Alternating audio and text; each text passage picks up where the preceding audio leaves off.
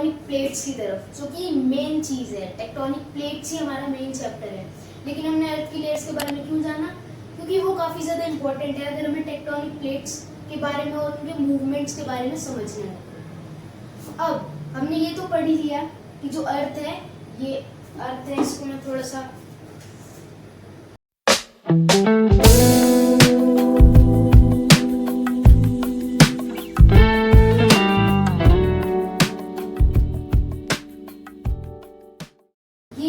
अर्थ है। अर्थ के अंदर हीट सर्कुलेट करती है, ये हमने पढ़ा अभी, मेंटल में हीट सर्कुलेट करती है। अब इसी हीट की वजह से क्या होता है, पीरियोडिक चेंजेस आते हैं। ये जो हीट है अर्थ के अंदर जो सर्कुलेट करती है, इसकी वजह से काफी सारे मूवमेंट्स आते हैं जो कि अर्थ की अपीयरेंस को चेंज करते हैं। मूवमेंट्स आए, अर्थ की अपीयरेंस चेंज हुई और धीरे धीरे धीरे धीरे धीरे अर्थ जैसी दिखती है उससे बदलती रहती है। जैसे अभी से मिलियंस ऑफ ईयर्स पहले अर्थ ऐसी नहीं दिखती थी जैसी आज के टाइम पर दिखती है। इसके बारे में अभी पेंजिया है, इसके बारे में हम अभी आगे पढ़ते हैं। तो हीट सर्कुलेट करती है जिसकी वजह से पीरियोडिक चेंजेस आते हैं जो रिजल्ट करते हैं अर्थ की अपीयरेंस को चेंज होने में, जिसकी वजह से अर्थ की अपीयरेंस चेंज होती है। जो अर्थ की इंटेंस हीट है उसके अंदर सर्कुलेट करती है, उसकी वजह से चेंजेस आते हैं अर्थ के सरफेस पे भी, अर्थ के अंदर भी। एक चीज है कि अर्थ को कहते हैं डायनेमिक, कि अर्थ जो है वो डायनेमिक है, पर हमें तो स्टिल दिखती है। डायनेमिक का मतलब है कि अर्थ का जो सरफेस मतलब चीजें हैं वो मूव करती रहती है और चेंजेस आते रहते हैं, पर हमें तो स्टिल दिखती है कि ये चीज आज हमारे घर के सामने वाला घर है तो कल भी वही रहेगा। ऐसा तो है नहीं कि आज रात हम सोए, सुबह उठ के देखा कि जो कॉन्टिनेंट नीचे है, वो जो आइलैंड्स नीचे हैं साउथ पोल पे, वो नॉर्थ पोल पे आ गए। ऐसा तो हमने नहीं देखा। तो इसको डायनामिक क्यों कहते हैं? डायनामिक क्यों कह रहे हैं जब चेंजेस नहीं आते? तो उसका रीजन है, ये सारे जितने भी चेंजेस हैं बहुत ज़्यादा स्लो होते हैं, बहुत ज़्यादा स्लो, कि हम इनको एक्सपीरियंस नहीं कर सकते। इनमें एक दो चीज़ें ही होती हैं जिनको हम एक्सपीरियंस कर सकते हैं, जैसे वोल्केनिक इरप्शंस और अर्थक्वेक्स।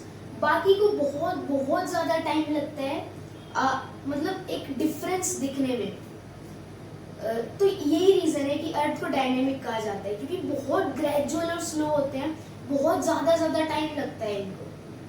तो ये हमने एक चीज़ क्लियर कर ली है कि अर्थ को डायनेमिक क्यों कहते हैं जबकि हमें वो स्टिल दिखती है। इसलिए कहते हैं क्योंकि काफ़ी ज़्यादा स्लो प्रोसेस है, धीरे धीरे अर्थ के सरफेस चेंज होता रहता है। अब हम आगे बढ़ते हैं। तो एक एल्फ्रेड वेगनर ने एक थ्योरी प्रपोज करी कि जितने भी कॉन्टिनेंट्स हैं अर्थ में, जो जितने भी 7 कॉन्टिनेंट्स हैं वो एक टाइम पर एक साथ हुआ करते थे। यानी जितने भी कॉन्टिनेंट्स हैं वो एक साथ हुआ करते थे, जिसका नाम पेंजिया रखा गया। तो इस थ्योरी को पहले तो रिजेक्ट कर दिया गया। उसके बाद क्या हुआ, कई सारे प्रूफ्स मिले जिसके बेसिस पर इसको सही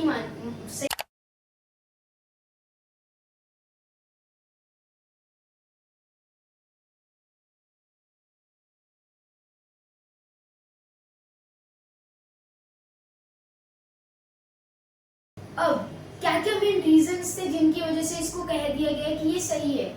क्योंकि अब ऐसा तो है नहीं कि ऐसी कह देंगे कि ये चीज ऐसे है तो हम मान लेंगे, नहीं, उसके लिए प्रूफ्स लगते हैं। तो प्रूफ क्या थे? 3 मेन प्रूफ मैं आपको बता रहा हूँ।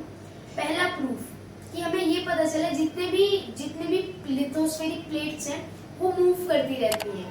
सारी जितने भी प्लेट्स हैं मूव करती रहती है, जितने भी कॉन्टिनेंट्स हैं ग्रेजुअली स्लोली मूव करते रहते हैं। सेकेंड चीज, अगर हम ध्यान से मैप में देखें, वर्ल्ड मैप में, तो जो साउथ अमेरिका है वो अफ्रीका को अगर हम जिग्सो पजल की तरह उसको ऐसे मिलाने की कोशिश करें तो वो मिल रहा है एकदम ऐसे जिग्सो पजल की तरह। मतलब परफेक्टली तो नहीं, क्योंकि चेंजेस आते रहते हैं, आइलैंड्स अलग अलग हो जाते हैं, लेकिन जुड़ रहा है।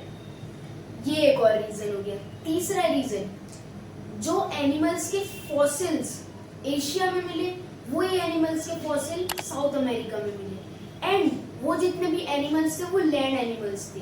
तो कोई भी चांस नहीं था कि वो इस कॉन्टिनेंट से इस कॉन्टिनेंट तक पहुंच जाए।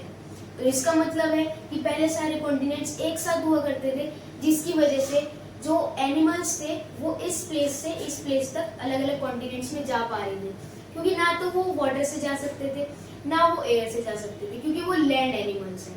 लैंड एनिमल के फॉसिल्स एशिया में मिले और साउथ अमेरिका में।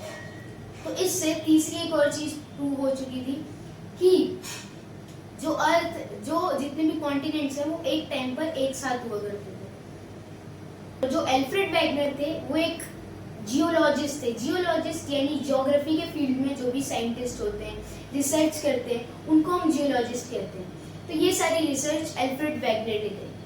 अब हमने इसके बारे में जान लिया है, अब हम आगे बढ़ते हैं फोर्सेस की तरफ।